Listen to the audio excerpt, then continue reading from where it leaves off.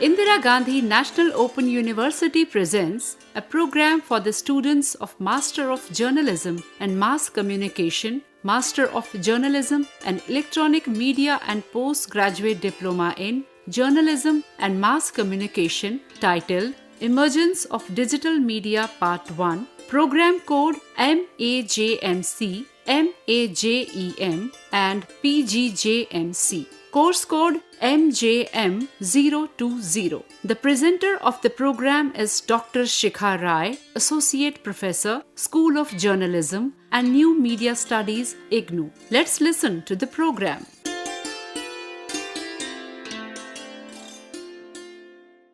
Welcome, dear learners. Have you ever wondered how digital media, which has become so much a part of our lives, how did it grow? How did it evolve? How did it emerge? Today, we are precisely going to talk about the emergence of the same digital media. So, in this session, we will be discussing what is digital media, the digital, the online, and the new media. We'll be discussing the characteristics of digital media. We'll be discussing interactivity, convergence, and we'll also be discussing what is immediacy, archiving, and what are the other linkages. So, let us begin with the digital media. Every industry is looking and reinventing various processes like production, resource management, marketing, and is aligning itself to the rules of a digital world. You cannot afford to not have a digital identity in today's times. Media industry too has undergone a sea change through the digital transformation process. And each and every function of a media organization is affected by the new technologies in the recent years. So, while some of the media houses were very prompt and active in embracing these new changes, there were others that kind of lagged behind. Laggards still could not resist the change for long, and they had to hop on to this bandwagon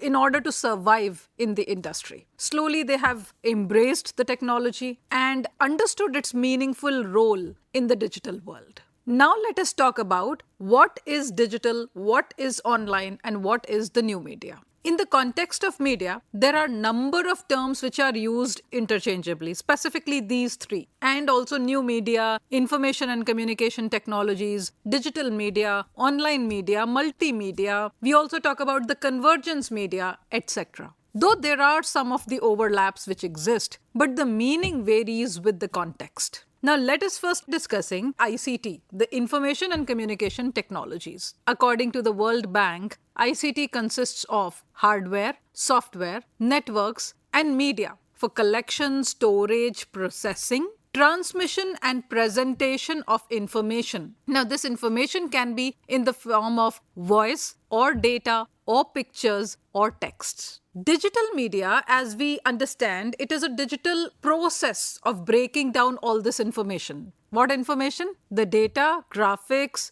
audio, text, pictures, or video into a sequence of numbers or digits. It can be transported by the wire, cable, or broadcast frequency to a destination and then be reassembled to come back into its original form. So, digital media refers to audio, video, and photo content that has been encoded. Encoded means digitally compressed. Encoding content involves converting audio and video input to a digital media file. Say, for example, a Windows file. So, this is what we understand by digital media. After digital media is encoded, it can be easily manipulated or distributed and rendered or played by computers. And it is also easily transmitted over computer networks. Now, some of the examples of these digital media types could be, say for example, WMA or Windows Media Audio, WMV, the Windows Media Video, MP3, JPEG, AVI, all of them are examples of how digital media is encoded before it is presented to the audience. And then there is this concept of new media. Now, new media refers to all those digital media that are interactive, that incorporate a two-way communication, and that involve some kind of computing as opposed to the old media. What is old media? Telephone, radio, television, print are all old media. And this is, I am quoting Robert Logan, and he said this in the year 2010. The online media is a generic term, and this is often loosely used to describe the digital information access and retrieval and dissemination. Now, this means that the accessing of information on internet via modem or telephone line is possible. And when we talk of multimedia, as the name suggests, when we use more than one media technique, like text, video, audio, still images, or moving images. And through all of it, we are telling a story that makes a multimedia story. Now, this story is then a piece that uses two or more media in it. So, this is what we understand by multimedia. Now, these are the terms that are deeply linked, and it is difficult to distinguish each of it in a given scenario. So, the significance of limiting this definition is largely contextual. While the information and communication technology encompasses everything from hardware to software and also includes dissemination of information, the focus is on what makes any information digital in the digital media definition. In new media, stress is on how digital media is being used with interaction and two-way communication as its important feature. So, multimedia, however, is a combination of two or more media techniques which is easily possible when the information is available in a given digital format. So, while there is an overlapping basis for all of these, each of these terms have some distinct feature which distinguishes it from others. So, for this session, the term digital media is being used to include the online platforms, the social media, the new digital tools, and the new ways of packaging and disseminating information in all context of media industry. So, having said this, let us now understand what are the characteristics of digital media. There has been a massive growth, as we would all understand and acknowledge, in the popularity of digital media over the last decade. In fact, digital media there was a time when it was seen more as a threat to the legacy media. Wherever there is a decline in newspaper readership, digital has been quoted as one of the major reasons. Now, there are certain characteristics that make it stand out amongst the rest of the media. Now, one of those characteristics is interactivity. For all of you who have observed it closely, you would understand how digital platforms have made themselves more interactive for the audiences to be able to give them a feedback, to be able to get a feedback or response from them, and so that this important characteristic is able to distinguish digital media from the traditional media. It allows people to rate. It allows people to share, like, and comment on any message. You would see in usual OTT platforms, people post a lot of memes. Memes and the sharing of it is also an example of interactivity. Now, this is a shift from the limited interactivity which the traditional media offered. Like, say, for example, we would write letter to editors in the newspaper, and that was a way of accumulating feedback for the newspaper. Now, it is not this slow and less rampant in the digital age. So, this was the only way of giving a feedback to newspapers or television and radio. And the unlimited interactivity that the digital media offers helps it to stand out. This interactivity not only allows people to respond or react to the messages in general, whatever they see and view, also ones which are being constructed by the media houses, it also helps the consumer turn into a producer. And this is what we know as prosumer. So, people are not just consuming media messages, they're also constructing media messages. And the feature has turned passive consumers into active producers. So, this is the beauty of the digital medium. Most of the news portrayals nowadays are offering opportunities to the users to interact with the content. In case of interactive stories, they also interact with the producers of the content and also provide space for user-generated content. Citizen journalism is a case in point. Or say, for example, all those people who record on their phones whatever is happening, whatever is the latest, and post it on social media or send it as a feedback to the news channels. It is an example of that. Report for CNN is also an example of how mainstream media encourages its audiences to interact with the platform. And why is interaction becoming so important now? Because the more you understand what your audiences feel and want, the better you can get at your art and business of media. So here the interaction is not just by writing comments or rating stories done by CNN. There is an interactive international monthly half-an-hour TV program which showcases the most newsworthy and informative contributions and citizen journalism reports on the internet. So, besides sending it to the platform, the citizens can post it on Facebook also, Instagram or Twitter or wherever else, whichever other social media handles they are active on. The second most important feature is convergence. When we talk of convergence, we need to understand that digital media makes the merging of various communication formats like print and television and radio possible. On the internet, every medium resides next to the other. And you can listen to an audio interview or watch the event happening and read the story at the same time. Journalists are using one medium to tell one aspect of the story and another medium to tell another aspect of the same story. So, for example, if we have a story on satellite launch in India where India might use an explainer video to explain the photographs, the process, and to tell how it is being implemented, the text to analyze the initiative, and audio for interviews with the experts. All these elements could be combined to tell the story of launch of a satellite, and this is called multimedia journalism. In this case, each media element is an important part of the story. So,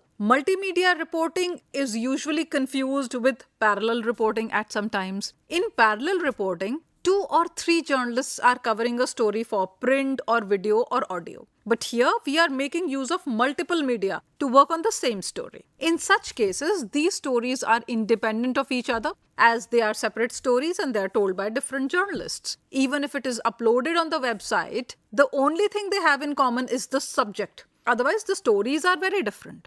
In multimedia journalism, various media elements are weaved into the story according to the requirement of the story. Now, there are a number of digital tools which can help the journalist to write a multimedia story. And another important aspect, another important feature of the digital media is its immediacy. So, while the radio and television are only one thing that can show one thing at a time, and to show another, the previous one has to be interrupted. On websites, and one can have multiple stories and the same can be updated as the developments of those events is taking place. So more the number of websites, more the number of aspects of the same story that can come in, and from time to time they can get updated as well. A single story can post a number of updates on one story itself. The social networking sites, by introducing live broadcasts, have changed the game altogether.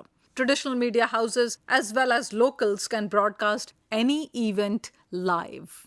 The broadcast feature, though, offers a lot of opportunities with such a smartphone in hand and no other infrastructure. But at the same time, use of this feature has drawn a lot of criticism. The next important feature of the digital media is archiving. Now, this characteristic is what differentiates digital form and the legacy form of media and its inherent capacity to achieve news stories, videos, audios, and infographics. The shelf life of news, which used to be very limited, has increased tremendously with all sort of content lying in different shelves of the website. Now, one can visit this content anytime, and the tags and keywords, they are the ones that act as keys to those shelves. So, for example, an article on global trade can be accessed by typing a search query in the search box. If the article is given a tag like trade or Indian economy or finance, etc., it will be easy to retrieve this article from the repository, which is full of millions of articles pertaining to these. It is important to have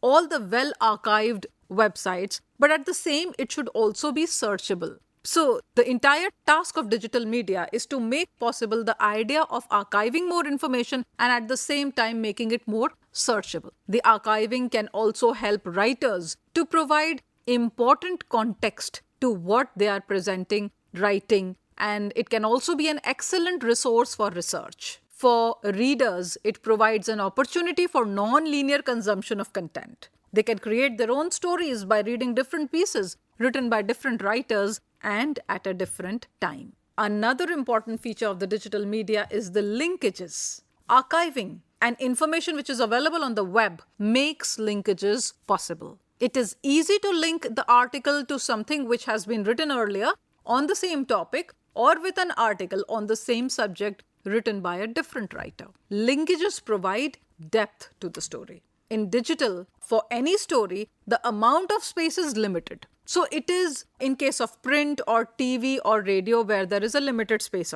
and time. But here, the space is not as limited as the traditional media.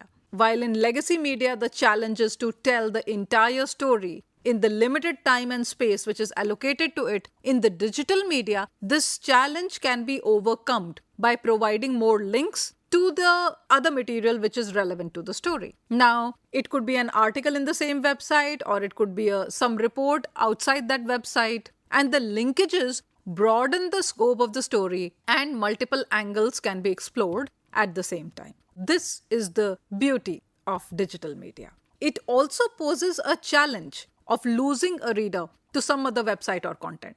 So this is one of the limitations. So while your reader is constantly reading whatever is available on your website, once you have given a link which takes the reader outside the website, you very well have the risk of losing your reader. It becomes very different and difficult to bring readers back to the site once they are navigated outside of the website to look for some other content. Therefore, it is important to use linkages strategically in any story. So with that, we come to the end of this session. I hope you found it enjoyable as well as useful. See you again shortly. Thank you. You were listening to a program titled Emergence of Digital Media Part 1, Program Code MAJMC, MAJEM and PGJMC, Course Code MJM020. The presenter and content coordinator of the program was Dr. Shikha Rai, Associate Professor, School of Journalism and New Media Studies, IGNOU. The program was technically supported by P.P. Sharma, edited by Sadan Lal, and produced by Santosh Kumar Pandian. This program was brought to you by Electronic Media Productions Center of Indira Gandhi National Open University, New Delhi.